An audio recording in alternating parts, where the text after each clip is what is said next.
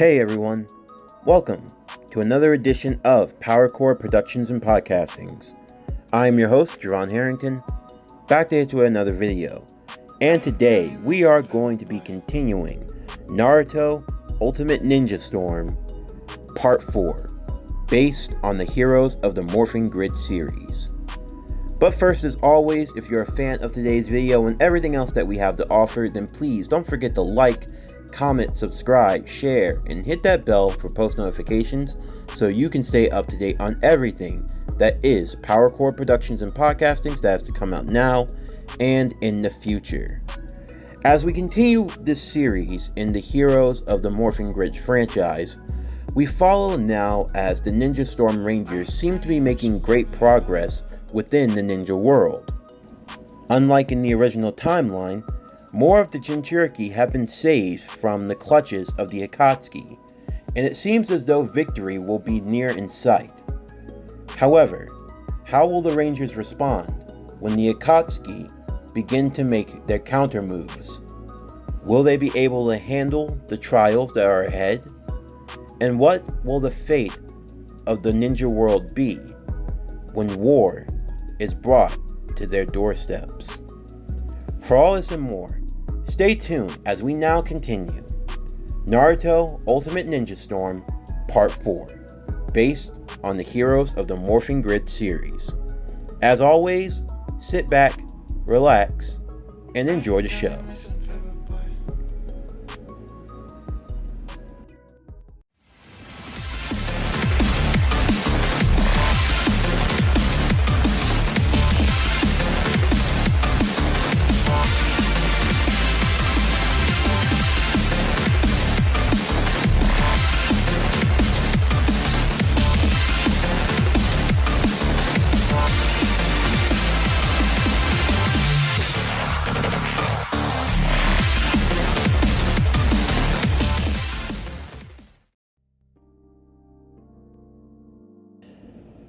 Sasuke would go and inform Kakashi and Lady Tsunade of the message that he had received from Itachi via a genjutsu, telling of where he wanted him to meet for the final battle between the two brothers, that being at the Uchiha hideout, somewhere on the outskirts of the Land of Fire. While Tsunade was cautious, she would allow for Sasuke, with the help of Kakashi, to put together a team to go and confront Itachi, also knowing that he traveled with another member of the Akatsuki, someone that they would have to take out eventually.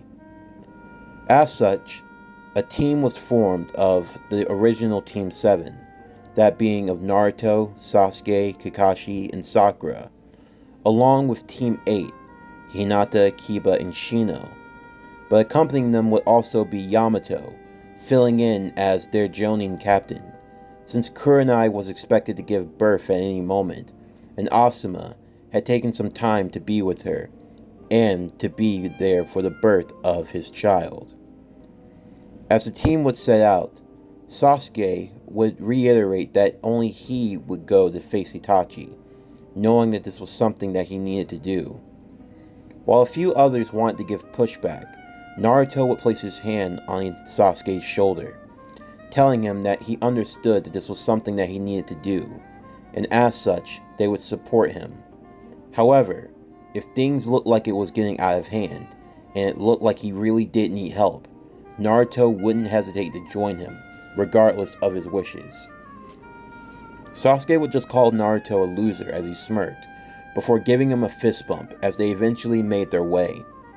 However, they would be stopped by Kisame, who would only allow Sasuke to move forward, per Itachi's orders. As such, everyone else would have to stay back, while Sasuke would move forward alone. In the meantime, Kisame would see this as the optimal opportunity to take out the Nine-Tails Jinchuriki once and for all, Naruto seeing this as a rematch of their failed attempt of a fight that they had over 2.5 years ago. Now in this scenario, Naruto would be the Red Ninja Storm Ranger, meaning that he would be far more powerful than his original counterpart, alongside other members such as Kakashi and Sakura, along with Yamato with his wood release, as well as Hinata, Kiba, and Shino. This battle could prove to be more than what Kisame was ultimately expecting. Now, the real question going into this battle is, do you think that this team alone would be strong enough to beat Kisame the way that he is now? And in the short run, I'm going to say that the answer is yes. Mainly because Kisame would be dealing with too many powerful and skilled opponents. You would have Naruto, the Red Ranger, who already gets an amp from using the Power Ranger powers in and of themselves. Then, on top of that, you also include him being able to draw on the power of the Nine Tails, which is just another amplification of power, and you already have a strong fighter right there, who I argue could take on Kisame right now. Then, on top of that, you would also have Kakashi, who would have his Mangekyo Sharingan and would be able to use Kamui, which is also a potential threat. On top of Yamato with his wood release, Sakura with her monstrous strength as well as her medical ninjutsu. You also have Hinata, who is a Hyuga with the Byakugan, capable of shutting off Kisame's chakra points if necessary, along with Kiba, who has a decent amount of taijutsu destructive power, as well as Shino with his insects, and you have a pretty marginable fight for Kisame to go through. While I do think the battle would be intense and hard, in all likelihood, I would say that Kisame is ultimately brought down here, even if it requires great difficulty on the part of everyone else. In the meanwhile, Sasuke would go to confront his brother Itachi Uchiha. Sasuke would use his morpher and transform into the Black Ninja Storm Ranger. Once he did so, the battle would begin, although Itachi would see that his brother was far more stronger than he could have given him credit for. The amp of the Ranger powers to Sasuke's already prone abilities would make him much more formidable. However, do not be fooled. Itachi would still be in control of the fight, and it would go relatively the same as it did in canon, albeit that Sasuke would be able to get in more hits on his brother than he did originally. However, Itachi would intend for this, as the preparations had been made ahead of time. You see, in this scenario, Itachi never gave the crow that contained Koto Amatsukami that he had gained from Shisui to Naruto, simply being that in their fight he never got the chance to. So he still had the power at his side, and he could program it and use it as he saw fit. As such, he stalled out the fight in a way so that at the opportune time he could use the Koto Amatsukami. Once he was able to do so, Sasuke would be placed under the Genjutsu, and once Itachi was able to use his own Tsukuyomi, he would speak with Sasuke and explain the history of the Uchiha clan to him, telling him that now with those eyes, he should be able to see things a bit more clearly. With the influence of Koto Amatsukami, Sasuke would be prone to want to protect the Hidden Leaf. However, his feelings of hatred towards those who he deemed responsible for the clan's demise would not change. He would still have a hatred for Danzo Shimura, as well as Orochimaru, and also the likes of Madara Uchiha. That had not changed. However, Sasuke's hatred would not affect him to the point that he would want to turn on the Hidden Leaf, but rather his hatred for those whom he deemed responsible would only make him want to protect the leaf more, and change it in his own way. Once realizing the truth, the battle would then come to an end, as they would decide to go all out in their final clash. Sasuke would use the Kirin, striking down Itachi, who would use his Susanoo to resist, although it would work to great effect. This was done primarily just so they could draw out the influence of Orochimaru within Sasuke, and Itachi could seal it within the Tosuka blade.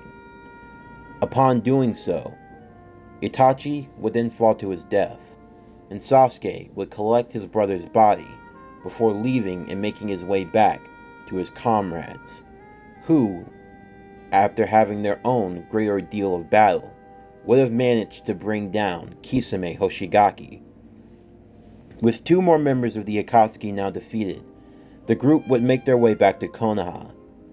Naruto, with the aid of Tsunade, would inform Chojuro in the midst of what happened with Kisame, stating that they had Samihara in their possession, and Chojuro would send an escort team to go and retrieve the blade along with the body, making sure that they could seal it away, as well as taking back the sword of the 7 swordsmen of the mist without any need for it falling into the wrong hands. From there, the body of Itachi Uchiha would be sealed away in a place where it could never be found or used again. However, his eyes would be taken, as Sasuke knew that he would need them in order to gain his next level of power. With help from Sakura as well as Shizune, the surgery would be underway, and Sasuke would have his eyes transplanted and been given Itachi's. That way, he could unlock and use the Mangekyo Sharingan to its fullest extent, the eternal Mangekyo Sharingan. Meanwhile, Cam, the Green Ninja Storm Ranger, would accompany Jiraiya to the Rain Village as they would go off to investigate the Akatsuki. Just like in the original timeline, Jiraiya's investigation of the village would lead him in the conflict with Pain, or his paths of pain, so to speak. However, in this scenario, Jiraiya, unlike in the original timeline, would have much needed backup in the form of Cam. While Cam was skilled in both the way of the sword and in ninjutsu, it was his powers as a Power Ranger that would prove to be a vital asset. Jiraiya alone was already able to take down 3 of the 6 paths of pain, that being the animal path, the Preta path, and the human path. Alongside with the help of Cam, the Green Ninja Storm Ranger, he would be able to do so quickly and with even greater efficiency, as he would get the time brought for him to summon Ma and Pa Toad in order to use his Sage Mode. Seeing this, Nagato would have no choice but to send the rest of the paths of pain. Using the Naraka path, he would fix the ones that had been destroyed before the 6 paths of pain would launch their attack against the 2 invaders. However, unlike in the original, where Jiraiya was ultimately outnumbered and taken down, with Cam by his side, he would be able to counter against the paths of pain, at least to the extent of being able to fend them off. Once Jiraiya gains the intel they needed, they would then look to make their escape. Cam, seeing that they would have to go big or go home, would use his summoning jutsu to summon his Megazord, the Green Eagle. Upon doing so, both he and Jiraiya would fly out of the hidden rain village, making their escape. Pain, seeing them fly off in the distance, would attempt to use the almighty push, concentrating it just enough to try to take the mechanized machine out of the sky. Although he would be unable to do so, while they would be hit, Cam would be able to focus it long enough as they would continue their flight and get away from the village. Realizing that they had escaped, Pain would curse under his breath, realizing that Jiraiya might have potentially learned the secret of his jutsu. The Rangers were proving to be more and more of a nuisance as time went on. He would be summoned back to the Akatsuki hideout by his mentor, the masked shinobi, originally going by the name Tobi. He truly went by the alias of Madara Uchiha. There, along with Orochimaru, they would discuss what they were going to do going forward, and how best to deal with the Rangers. Before long, Jiraiya, along with Cam, would return back to the Hidden Leaf Village. Naruto would be grateful that his sensei had survived, and that his friend and comrade had returned also. Jiraiya would take some time to recover, as the fight did leave him pretty winded, although he would give the Hidden Leaf the much needed intel that he had on the Akatsuki. With the body that he had taken that was used for one of the paths of pain, they would be able to figure out how the bodies worked in the first place, noting that the rods inside acted like receivers and that they were being controlled like puppets, noting that the real one was not among them. This information proved to be invaluable to the Hidden Leaf Village. Now being able to counter against pain, it seemed as though the Akatsuki were running out of options, as many of their members had been taken down over time. The Akatsuki now only had 4 of the 9-tailed beasts. They had managed to acquire the 2 tails, the 3 tails, the 5 tails, and the 7 tails, having them within their possession. However, it was the annoyance of the rangers that had gotten in their way time and time again. The 1 tails was guarded in the Hidden Sand Village by the Yellow Ranger, Temari. In the Stone Village, Kurasuchi, the Crimson Thunder Ranger, was at the hip of Roshi, the 4 tails. In the Hidden Cloud Village, Kaori, the Blue Ninja Storm Ranger, was always joined at the side of her master, the 8 tails, known as Killer Bee. In the Mist Village, Chojuro was working alongside their new Mizukage, Mei, the 5th, and had managed to meet with Utakata, that being the 6 tails. While he wasn't interested in going back to the Hidden Mist Village, seeing the earnestness of Chojuro, he would agree to allow him to be accompanied with, and he would wander a lot closer to the village so they could keep him safe from the Akatsuki. And then finally, there was Naruto Uzumaki, the Red Ninja Storm Ranger himself, member of the Hidden Leaf Village, and alongside was the Green Ranger, as well as the Black Ranger, Sasuke Uchiha. With all of this, Madara would then reveal to both Pain and Orochimaru what he had been working on for a while. It was time to make their move, and it was time to go on the offensive. After Jiraiya had returned to the Hidden Leaf, he would bring up to Naruto wanting to teach him Sage Mode, believing that now was as good of a time as any. Naruto would look forward to the idea, although he didn't feel right leaving right now necessarily. There was still so much that he needed to do. However, Cam would tell Naruto that him getting stronger would be for the best of the team, and that if worse came to worse, he and Sasuke and everyone else could help keep the village safe while they were gone. Taking him up on his word, Naruto would leave with Jiraiya, the two going to Mount Miyaboku, as Naruto would begin his training to learn Sage Mode. In the meanwhile, the other Rangers, each one in their respective village, would all be standing together. They had managed to save at least one Jinchuriki. Now, there was nothing they could do but wait. Wait for the Akatsuki to make their move. They weren't sure of who they were going to go after next or who was going to come first. Their belief was that if they attacked one village, then they could simply inform the others and they would come rushing quickly. In doing so, they could wipe them out in an instant.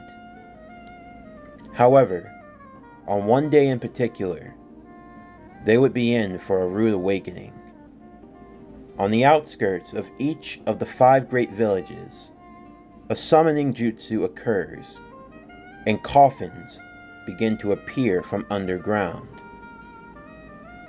In the Sand Village, the coffin of the 4th Kazekage, Rasa, the father of Gaara, the 5th Kazekage, would appear alongside with the coffin of his partner, Sasori of the Red Sand. In the Stone Village, the 2nd Tsuchikage, Mu, would be resurrected, along with his designated partner, Deidara. In the Hidden Mist Village, Gengetsu Hozuki, the second Mizukage, would be revived, and along with him would be former members of the Hidden Mist legendary team, the Seven Swordsmen of the Mist. Among them was Zabuza Momochi, otherwise known as the Demon of the Mist. In the Hidden Cloud Village, only one would be resurrected, but this was the only one that was needed. The one shinobi so powerful that he was capable of fighting with even the Eight Tails and defeating him. That being the third Raikage, A. And finally, in the Hidden Leaf Village, the Six Paths of Pain, along with Orochimaru and Kabuto, would arrive, as they would summon Hanzo the Salamander and Kimimaru, Orochimaru's former subordinate. With all of these moves now being made, as each village was made aware of what was happening, all at once across the great lands, the five great nations were now under attack. As Madara would sit in his hideout, along with Zetsu, Zetsu would have created 5 clones, each of whom were sent to their respective village, where they would meet with each village's Kage, with a message from Madara Uchiha. Hand over your tailed beast, or suffer the consequences. Each Kage would be shocked. Gaara, A, Inoki, Mei, and Tsunade, as they had but little time to think and to act, as the Akatsuki's counter-strike was about to commence. This concludes Naruto Ultimate Ninja Storm Part 4. If you enjoyed today's video, then please don't forget to like, comment, subscribe, share, and hit that bell for post notifications so you can stay up to date on everything that is PowerCore Productions and Podcastings that has to come out now and in the future. Stay tuned for tomorrow's video, as we are going to be continuing Fire Force Lightspeed Rescue, based on the Heroes of the Morphing Grid series, Part 4. But anyway, that's going to do it for the end of today's video. I'm Javon Harrington with PowerCore Productions and Podcastings, signing off, and I'll see you next time.